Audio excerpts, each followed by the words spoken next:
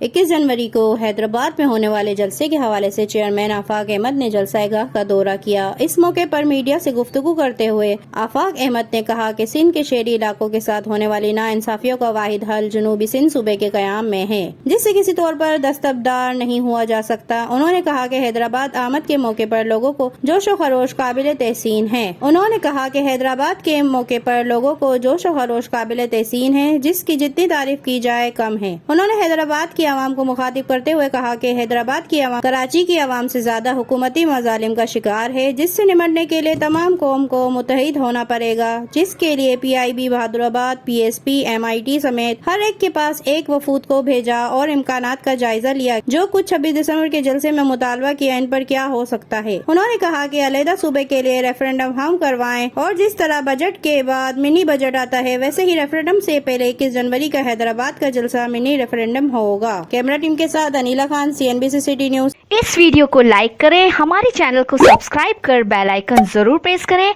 हमारी new video सबसे पहले देखने के लिए।